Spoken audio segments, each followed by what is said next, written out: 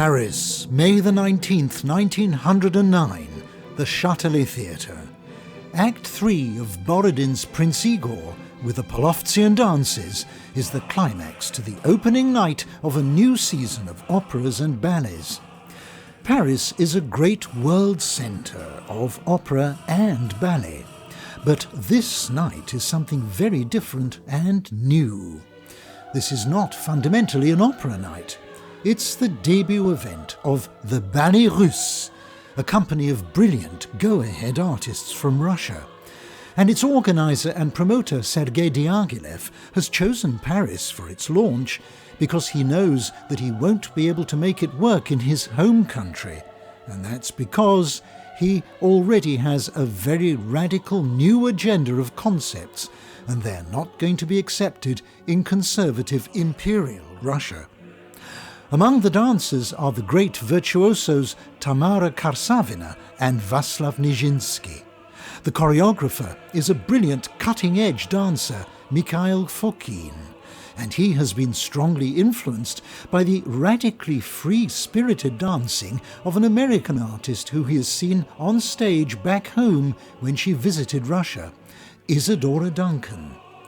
The specially constituted Ballets Russes orchestra has come over from Russia too, and it's conducted by a distinguished musician, the composer Nikolai Cherepnin. His ballet, Le Pavillon d'Armide, has also been on the bill tonight. The Paris audience is stunned. This is something very new in their experience in so many ways. There was a strong injection of exoticism, which sometimes overlapped with Russianness or could overlap with, if you will, colonialism. And that was certainly clear in the Polovtsian dances, where they did the entire act using both the Russian choruses as well as the Russian dance. That was completely different from what ballet goers in the main capitals of Europe would have been accustomed to see. There was barely a tutu in sight. Moreover, there were extraordinary male dancers. Diaghilev had not only taken dancers from the St. Petersburg Imperial Ballet, but also from the Moscow Bolshoi Ballet, and he had assembled an extraordinary group of male dancers. And after nearly a century, in which men had progressively disappeared from the ballet stage throughout Europe, to see so many men doing such incredible things, often in conjunction with this powerful Russian nationalist music. This was really pretty thrilling.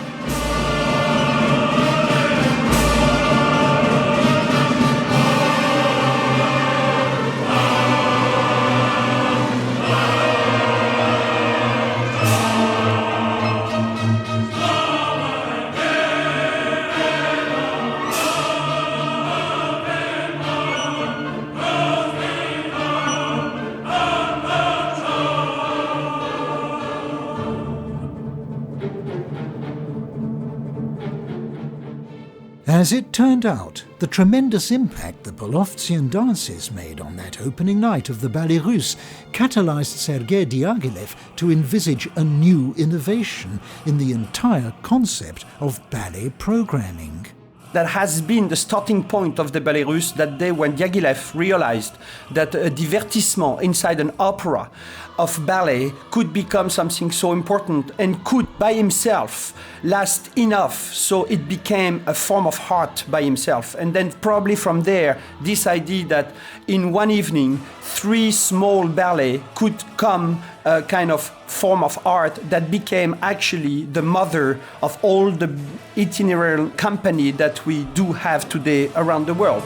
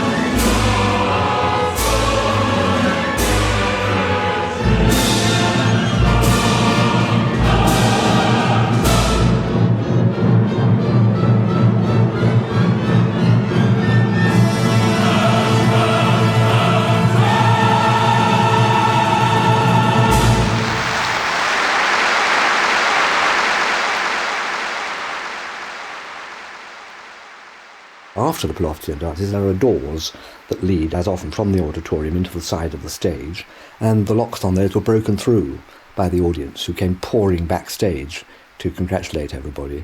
You know, it was total chaos. But perhaps the greatest success of all was Cleopatra. And the Bacchanal was described as a dream of sensuous bliss. So, you know, this excitement was already absolutely visible. They were known as les barbares, the barbarians. That's how the French regarded them. And this was what they wanted. I mean, everything had got terribly polite and stereotyped and rather stiff. And these Russians brought a breath of fresh air from the steppes.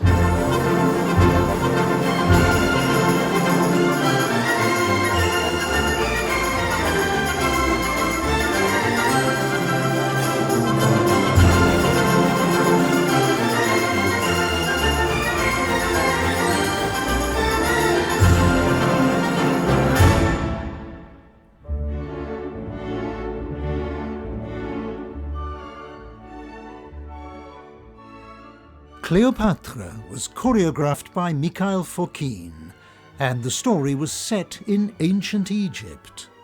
Two young lovers, Taor and Amun, meet in the grounds of a temple, but when they are interrupted by the arrival of Queen Cleopatra and her court, Amun is overwhelmed by the queen's beauty, and he declares his love with a message. Cleopatra agrees to one night with him, but in return he must drink poison the following morning.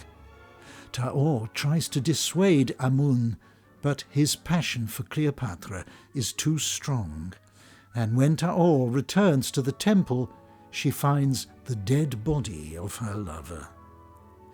The music for Cleopatra was assembled by Diaghilev as a potpourri of works by several composers. And a special favourite number for the audience was the Oriental dance from Glinka's opera Ruslan and Ludmilla, most particularly because it was danced by the two spectacular young virtuosos, Tamara Karsavina and Václav Nijinsky.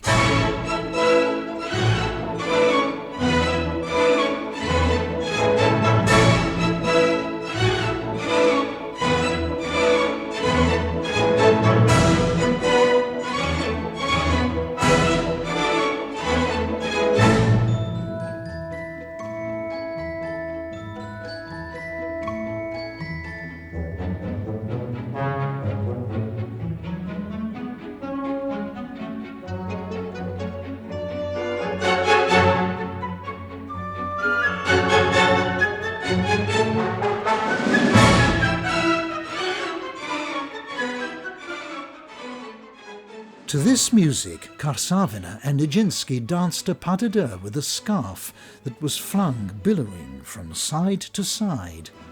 In the audience that night was a young woman who was soon to join Diaghilev's Ballets Russes as an extremely talented dancer. And she was to become one of the world's most famous and distinguished dancers and pedagogues. Much later, she was to create her own innovative and highly influential dance performance and teaching company, Marie, later Dame Marie Rambert. In 1968, she vividly recalled her memories of the Ballets Russes in a talk she was giving on Nijinsky at the Royal Opera House Covent Garden. And through the generosity of the Royal Opera House collections, in these podcasts we can now hear some of her historic recollections, beginning with her memories of Václav Nijinsky. The first time I saw him dance was in Cleopatra in 1909. And people nowadays often ask, it's a very common question, did he really jump higher than anybody? Did he jump higher than X or Y or Z? I can't answer that question. I never looked, nor did the audience look how far from the ground he went, as you would do when you see professional jumpers, you know, jump over a pole or something like that. No, with him, you flew up with him, he brought you nearer heaven, near the stars. And that was really the impression he gave to the audience, that he was always up in the air. But when he was up in the air, he had such a feeling of incredible happiness, of incredible ecstasy. There he was, and he wanted to go higher and higher and higher, and you were with him, and you felt ecstatic, blissful, infinitely happy. And that's a thing that very, very few artists, and there are very few geniuses, that can give you.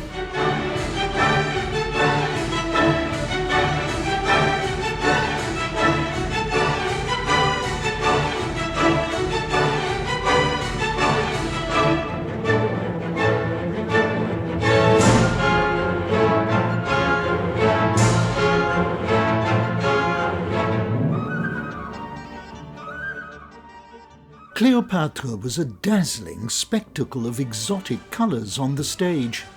Leon Bakst designed the scenery and the costumes. It wasn't only the dancing, it wasn't only the music, it was also Leon Bakst's sets and costumes that had an enormous impression on French fashion. Paul Poiret, the great couturier, was dressing females in turbans and stuff. So that if you actually, at Cleopatra, if you actually looked at the Châtelet where it took place, you would see similar costumes in the audience to the ones on stage. It was rather hard to distinguish one from the other, except the one lot were dancing and the others weren't. It was, you can say, nothing less than an explosion. It was so different for everything they had seen